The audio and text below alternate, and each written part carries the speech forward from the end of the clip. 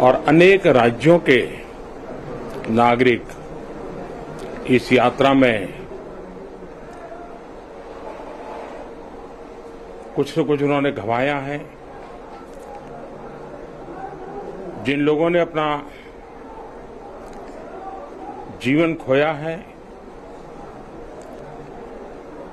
ये बहुत बड़ा दर्दनाक और वेदना से भी परे मन को विचलित करने वाला, जिन परिवारजनों को इंजरी हुई है उनके लिए भी सरकार उनके उत्तम स्वास्थ्य के लिए कोई कोर कसर नहीं छोड़ेगी। जो परिजन हमने खोए हैं वो तो वापस नहीं ले पाएंगे, लेकिन सरकार उनके दुख में, उन परिजनों के दुख में उनके साथ है। सरकार के लिए ये घटना अत्यंत गंभीर है। हर प्रकार की जांच के निर्देश दिए गए हैं और जो भी दोषी पाया जाएगा उसको सख्त से सख्त सजा हो, उसे बख्शा नहीं जाएगा। मैं उड़ीसा सरकार का भी, यहां के प्रशासन के सभी अधिकारियों का, जिन्होंने जिस तरह से इस परिस्थिति में अपने पास जो भी संसाधन थे लोगों की मदद करने का प्रयास किया, मैं यहां के नागरिकों का भी हृदय से अभिनंदन करता हूं, क्योंकि उन्होंने इस संकट की घड़ी में, चाहे ब्लड डोनेशन का काम हो, चाहे रेस्क्यू ऑपरेशन में मदद की बात हो, जो भी उनसे बन पड़ता था करने का प्रयास किया है। खास करके इस क्षेत्र के युवकों ने रात भर मेहनत की है। मैं इस क्षेत्र के नागरिकों का भी आदरपूर्वक नमन करता हूं कि उनके सहयोग के कारण ऑपरेशन को तेज गति से आगे बढ़ा पाए। रेलवे ने अपनी पूरी शक्ति, पूरी व्यवस्थाएं रेस्क्यू ऑपरेशन में आगे रिलीफ के लिए, और जल्द से जल्द ट्रैक रिस्टोर हो, यातायात का काम तेज गति से फिर से आए, इन तीनों दृष्टि से सुविचारित रूप से प्रयास आगे बढ़ाया है। लेकिन एक दुख की घड़ी में मैं आज स्थान पर जाकर के सारी चीजों को देख करके आया हूं। अस्पताल में भी जो घायल नागरिक थे उनसे मैंने बात की है। मेरे पास शब्द नहीं है इस वेदना को प्रकट करने के लिए, लेकिन परमात्मा हम सबको शक्ति दे कि हम जल्द से जल्द इस दुख की घड़ी से निकले। मुझे पूरा विश्वास है।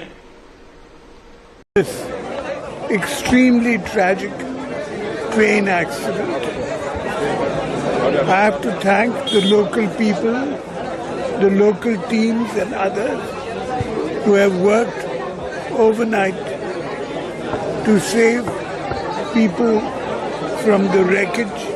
Sir, don't you think this railway, the safety should be given preference instead of speed? Railway safety should always be given the first preference. First priority to people suffering. The people have been taken to hospitals here in Balasore, also in Cuttack, so that they recover as fast. 288 dead bodies recover की गई हैं और तकरीबन 1000 से ज़्यादा injured लोग हैं, उनको विभिन्न अस्पताल में भर्ती कराया गया है। जो ऑपरेशंस है वो तकरीबन लास्ट फेज़ में है। यहाँ पर जो सिचुएशन है उसमें गुड्स ट्रेन पर जो एक कोरोमंडल एक्सप्रेस की बॉगी है वो फंसी हुई है, मैंगल्ड है वो, और उसको अलग करने की कोशिश कवायद की जा रही है। इसके लिए हैवी क्रेन्स लाए गए हैं और पोकलेंस भी लगाए गए हैं, जिससे कि जो रेल ट्रैक है उसको साफ़ किया जाए और रास्ता खोला जाए। इस कार्रवाई में थोड़ी अभी टाइम लगेगी क्योंकि इसमें ये थोड़ा स्लो प्रोसेस होता है और हैवी बॉगीज़ को उठाने में समय लगता है, सेफ्टी प्रिकॉशंस लिया जाना ज़रूरी है। तो ये मुझे लगता है कि ये ऑपरेशन रात भर चलेगा और हमारी ये भी कोशिश रहेगी कि हमारी टीम्स वहाँ पर मौजूद हैं कि अगर ऐसी कोई सिचुएशन आए कि बॉगीज़ में हो सकता है ऐसा कि कुछ बॉडीज़ मिलें, जब ये क्रेन हटाया जाता है वहाँ से साफ़ किया जाता है और जो मैंगल्ड बॉगी है उसमें भी कुछ बॉडीज़ मिलने की संभावना है। जी, आपने कहा शायद कल तक चले, तो कुछ ऐसी संभावना कुछ व्यक्त कर सकते हैं कि लगभग कितने और घंटे चाहिए होंगे? 24 घंटे से ज़्यादा का, क्योंकि हालांकि वक्त बीत चुका है और हमने ये भी सुना था कि एयरफोर्स भी स्टैंड बाय पे, तो क्या ऐसी कोई ज़रूरत लगता है कि महसूस हो सकती है? क्या ऐसा कुछ चीज़ें और किसी एजेंसी की आवश्यकता पड़ सकती है, जैसे एयरफोर्स की भी बात? सारी एजेंसीज़ वहाँ पर मौजूद हैं और जो सेंटर है उनके जो आला अधिकारी हैं वो स्टेट से समन्वय में हैं, लगातार संपर्क में है। जो भी कार्रवाई हो रही है, जो बॉडीज़ को शिफ्ट करने की अभी कार्रवाई हो रही है, बालासोर में जो बॉडीज़ हैं मॉर्ग में उनको भुवनेश्वर शिफ्ट करने की कार्रवाई की जा रही है। सो हमारे जो ऑफिसर्स हैं सेंटर के वो लगातार संपर्क में हैं, जो सहायता दी जाती कार्रवाई हो रही है। तो ये लगातार सभी एंगल से ये प्रोसेस चल रहा है।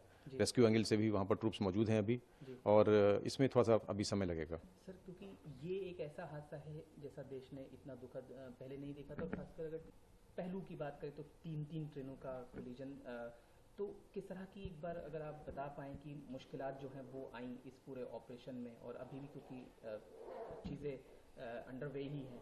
जी बिल्कुल, इसमें कल जब ये इंसिडेंट हुआ शाम में 7 बजे और तकरीबन अंधेरा हो गया था, तो वैसे ही नाइट ऑपरेशंस डिफ़िकल्ट होता है।